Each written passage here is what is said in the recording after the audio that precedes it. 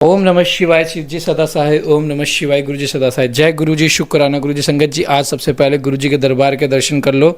सत्संग है आज। सत्संग में गुरु जी के इतने प्यारे दर्शन देखो संगत जी। आज गुरु जी ने वैसा दरबार सजाया जो मेरी बहुत दिल से इच्छा थी कि ऐसा प्यारा दरबार सजे, पिंक चोला हो और ऐसा प्यारा दरबार सजे। संगत जी, इतना प्यारा दरबार देखो संगत जी। अभी हमने शिव पुराण की सेवा पूरी करी है गुरु जी के आशीर्वाद से। और संगत जी, गुरु जी का दरबार देखो, इतना प्यारा मनमोहक लग रहा है ना, मतलब जो अकल्पनीय। ये मीनाक्षी आंटी जी ने सेवा करी है, बहुत प्यारी सेवा करी है मीनाक्षी आंटी जी ने। दरबार कितना प्यारा सजाया देखो, कितना प्यारा है। इतने प्यारे दर्शन संगत जी गुरु जी ने दिए हैं हमें इस दरबार में आज। तो आज के पाठ को तो इग्नोर बिल्कुल मत करना, और जितना शेयर हो चुके ना उतना शेयर करना, क्योंकि ऐसे दरबार के दर्शन बहुत मुश्किल से होते हैं। शिव पुराण का पाठ, दरबार के दर्शन, और एक प्यारा सा सत्संग मैं आपको अपना सुनाई देता हूँ संगत जी। हाल ही में मैं फाइनेंशियली बहुत परेशान चल रहा हूँ, बहुत परेशान चल रहा हूँ, लेकिन मुझे खुद नहीं पता कहाँ से मेरी चीज़ों का जुगाड़ हो जाता है, कहाँ से मेरा पहले से पहले गुरुजी इंतजाम करवा देते हैं, और हर चीज़ मेरी इस तरीके से निपट जाती है मानो जैसे मुझे चिंता ही ना हो। देखो संगत जी, टेंशन तो होती है, लेकिन गुरुजी के मैसेज आते हैं कि टेंशन ना ले, मैं तेरे साथ हूँ, तेरा इंतजाम मैंने कर दिया है, तू घबराना। संगत जी, गुरुजी वाक्य में हमारी सुनते हैं, हर परिस्थिति में हमारे सलाह के साथ भी देते हैं।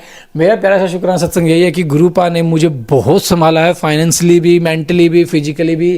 क्योंकि मेंटली जब आपको टेंशन जब आ जाती है ना, तो टेंशन में आपकी हेल्थ बहुत ख़राब होने लग जाती है, लेकिन गुरुपा ने मुझे बहुत संभाला। इसके लिए मेरे गुरुपा आपका बहुत बहुत शुक्राना, बहुत बहुत प्यारा प्यारा शुक्राना संगत जी। प्यारा सा शुक्राना सत्संग था गुरुपा के चरणों में। गुरुपा इसे स्वीकार करना और अपनी ब्लेसिंग्स मेरे ऊपर यूं ही बनाए रखना। जय गुरु जी। शुक्राना गुरु जी। पाठ को शुरू करते हैं गुरु मंत्र जाप के साथ। ओम नमः शिवाय। शिव जी सदा सहाय। ओम नमः शिवाय। गुरु जी सदा सहाय। आप भी संगत जी दर्शन करके गुरुपा के प्यारे से कमेंट कर देना जय गुरु जी। शुक्राना गुरु जी। चैनल को सब्सक्राइब कर लेना, बेल आइकन को प्रेस कर लेना, ताकि न्यू लेटेस्ट सत्संग की जानकारी और पाठ की जानकारी आपको सबसे पहले मिले। जय गुरु जी। शुक्राना गुरु जी। जय गुरु जी। विश्वेश्वर ज्योतिर्लिंग और उनकी महिमा के प्रसंग में पंचक्रोशी की महत्ता का प्रतिपादन। सूत जी कहते हैं कि मुनिवरों, अब मैं काशी के विश्वेश्वर नामक ज्योतिर्लिंग का महात्म्य बताऊंगा, जो महापातकों का विनाश करने वाला है। तुम लोग सुनो।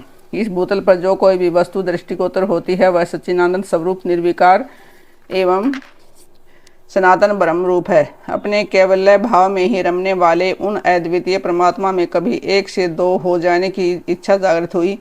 फिर वे ही परमात्मा सगुण रूप में प्रकट हो शिव कहलाए। वे शिव ही पुरुष और स्त्री दो रूपों में प्रकट हो गए।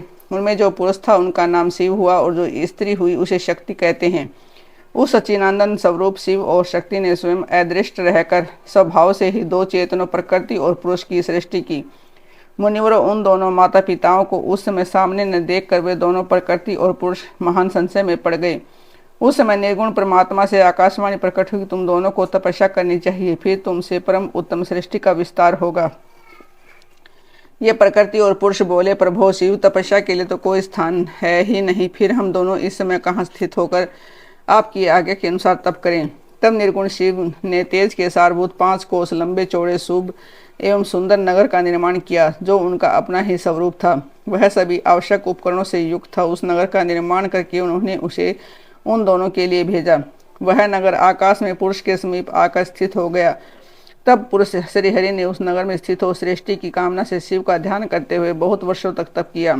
उस समय परिश्रम के कारण उनके शरीर से सफेद जल की अनेक धाराएं प्रकट हुई, जिनसे सारा शून्य आकाश व्याप्त हो गया। वहां दूसरा कुछ भी दिखाई नहीं देता था। उसे देखकर भगवान विष्णु मन ही मन बोल उठे, यह कैसी अद्भुत वस्तु दिखाई देती है। उस समय इस आश्चर्य को देखकर उन्होंने अपना सिर हिलाया, जिससे उस प्रभु के सामने ही उनके एक कान के मणि गिर पड़ी। जहाँ वह मणि गिरी, वह स्थान मणिकर्णिका ना का नाम महान तीर्थ हो गया। जब पूर्वोक्त जलराशि में वह सारी पंचक्रोशी डूबने और बहने लगी, तब निर्गुण शिव ने शीघ्र ही उसे अपने त्रिशूल के द्वारा धारण कर लिया।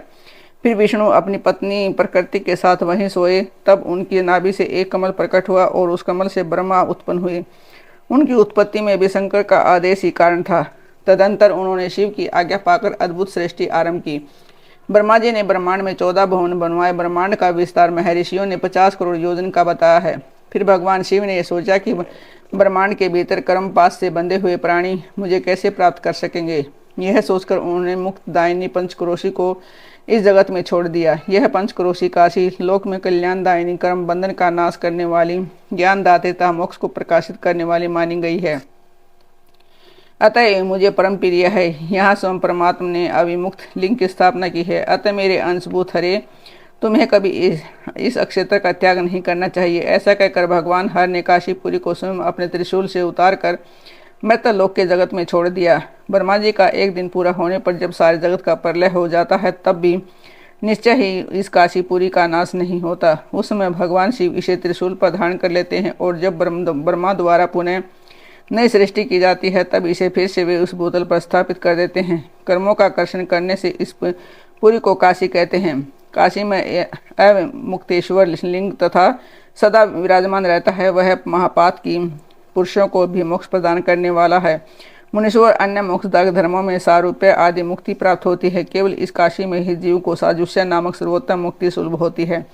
जिनकी कहीं भी गति नहीं होती, उनके लिए वाराणसी पूरी ही गति है। महापुण्यमयी पंचक्रोशी करोड़ों हत्याओं का विनाश करने वाली है। यहाँ समस्त अमरगण भी मरण की इच्छा करते हैं। फिर दूसरों की तो बात ही क्या है। यह शंकर की प्रिय नगरी काशी सदा भोग और मोक्ष प्रदान करने वाली है। कैलाश के पति जो भीतर से सत्वगुणी और बाहर से तमोगुणी कहे गए हैं, काल अग्नि रुद्र के नाम से विख्यात है। वे निर्गुण होते हुए भी सगुण रूप में प्रकट हुए शिव हैं। उन्होंने बारंबार प्रणाम करके निर्गुण शिव से इस प्रकार कहा। रुद्र बोले, विश्वनाथ महेश्वर, मैं आपका ही हूँ, इसमें संशय नहीं है। साम महादेव, मुझ आत्म जब कृपा कीजिए। जगतपति लोकहित की कामना से आपको सदा यही करना चाहिए। जगन्नाथ, मैं आपसे प्रार्थना करता हूँ, आप यहाँ रहकर जीवों का उद्धार करें। सूत जी कहते हैं कि तदंतर मन और इंद्रियों को वश में रखने वाले अविमुक्त ने भी शंकर से बारंबार प्रार्थना करके नेत्रों से आंसू बहाते हुए प्रसन्नतापूर्वक उनसे कहा। अविमुक्त बोले, काल रूपी रोग के सुंदर औषध देवादि देव महादेव, आप वास्तव में तीनों लोकों के स्वामी तथा ब्रह्मा और विष्णु आदि के द्वारा भी सेवनीय हैं। देव काशीपुरी को आप अपनी राजधानी स्वीकार करें। मैं अचिंत्य सुख की प्राप्ति के लिए यहाँ सदा आपका ध्यान लगाए स्थिर भाव से बैठा रहूँगा।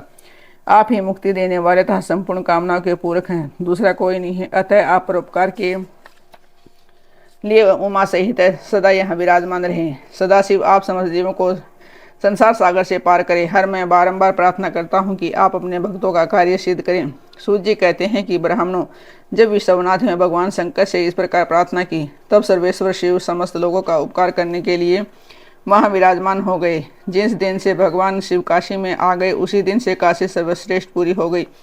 वाराणसी तथा विश्वेश्वर का महात्म्य। सूत जी कहते हैं कि मुनीश्वरों, मैं संक्षेप से ही वाराणसी तथा विश्वेश्वर के परम सुंदर महात्मा का वर्णन करता हूँ। सुनो, एक समय की बात है कि पार्वती देवी ने लोकहित की कामना से बड़ी प्रसन्नता के साथ भगवान शिव से अविमुक्त अक्षेत्र और अविमुक्त लिंग का महात्म्य पूछा। तब परमेश्वर शिव ने कहा कि यह वाराणसी पूरी सदा के लिए मेरा गुह्यतम अक्षेत्र है और सभी जीवों की मुक्ति का सर्वथा हेतु है। इस अक्षेत्र में सिद्ध गण सदा मेरे व्रत का आश्रय लिए नाना प्रकार के वेश धारण किए मेरे लोक को पाने की इच्छा रखकर जितात्मा और जितेंद्रिय को नित्य महायोग का आभास करते हैं। उस उत्तम महायोग का नाम है पाशुपत योग। उसका श्रुतियों द्वारा प्रतिपादन हुआ है। वह भोग और मोक्ष रूप फल प्रदान करने वाला है। महेश्वरी वाराणसी पुरी में निवास करना मुझे सदा ही अच्छा लगता है। इस कारण से मैं सब कुछ छोड़कर काशी में रहता हूँ। उसे बताता हूँ, सुनो, जो मेरा भक्ता मेरे तत्व का ज्ञानी है, वे दोनों अवश्य ही मोक्ष के भागी होते हैं। उनके लिए तीर्थ की अपेक्षा नहीं है। विहित और अविहित दोनों प्रकार के कर्म उनके लिए समान हैं।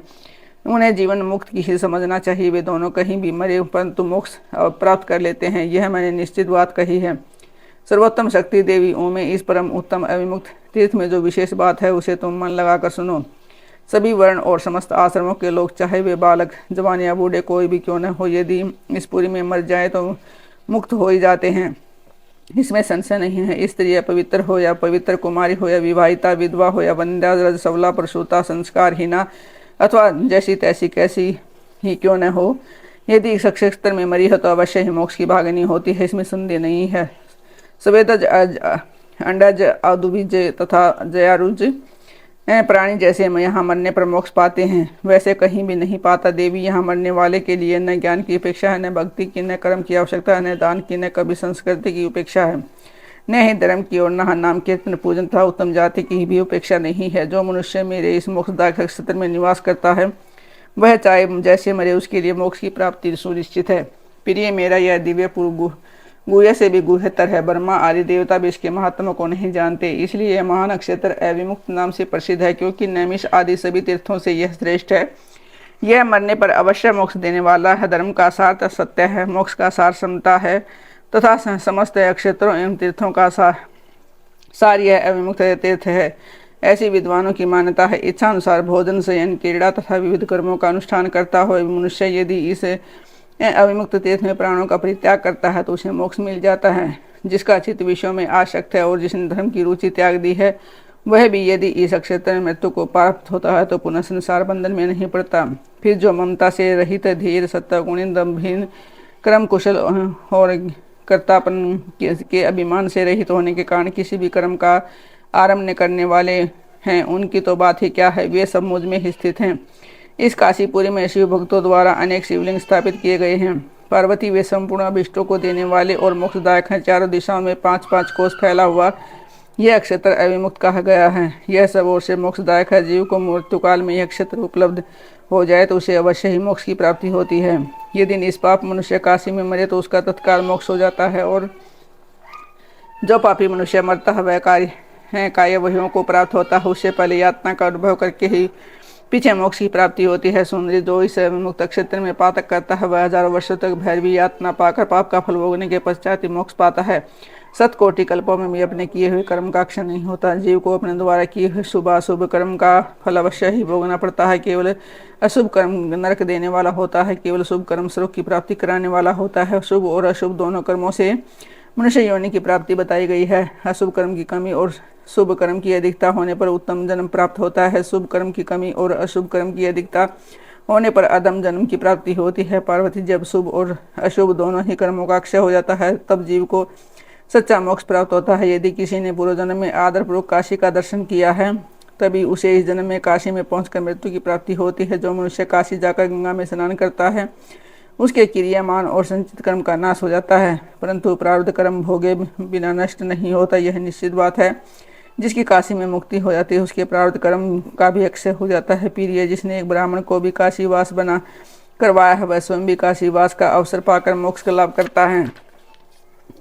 सूत जी कहते हैं कि मुनिवरों, इस तरह काशी का तथा विश्वेश्वर लिंग का प्रचुर महात्म्य बताया गया है जो सत्पुरुषों को भोग और मोक्ष प्रदान करने वाला है। इसके बाद मैं त्र्यंबक नामक ज्योतिर्लिंग का महात्म्य बताऊंगा, जिसे सुनकर मनुष्य अक्षण भर में समस्त पापों से मुक्त हो जाता है। जय गुरु जी, शुक्राना गुरु जी। संगत जी, आज सबको पहले आपको मैं दर्शन कराता हूँ गुरु दरबार के, क्योंकि आज 7 तारीख है। आपको पता है 7 तारीख को सत्संग होता है, लंगर सेवा हो चुकी है। तो ये देखो संगत जी, आज कितना प्यारा दरबार सजा है। देखो आज गुरु जी ने मतलब ऐसा दरबार सजवाया है अपनी गरिमा से और अपने महत्व से कि जो मैं सोचता था वैसा दरबार आज सजा है। बहुत प्यारा दरबार है। देखो पूरा गुरु जी के आशीर्वाद से कितना प्यारा दरबार है। देखो, जय गुरु जी, शुक्राना गुरु जी। तो संगत जी आप देख सकते हो, गुरु जी का दर्शन कर लो। चोला देखो गुरु जी का आज पिंक है। आज बहुत बहुत ब्लेस चीज हुई है, बहुत बहुत ब्लेसिंग से भरा हुआ दरबार है संगत जी। ये देखो संगत, देखो इससे ज्यादा ब्लेसिंग्स तो आपको कहीं मिल ही नहीं सकती जो आज मिल रही है। आज का शिव पुराण का पाठ बहुत ब्लेस है, तो मैं तो यही कहना चाहूँगा पाठ को एंड तक जरूर सुने और गुरु जी की ब्लेसिंग जरूर लें और अपना प्यारा सा कमेंट जरूर करें। जय गुरु जी, शुक्राना गुरु जी, और चैनल को सब्सक्राइब जरूर करें। जय गुरु जी, शुक्राना गुरु जी।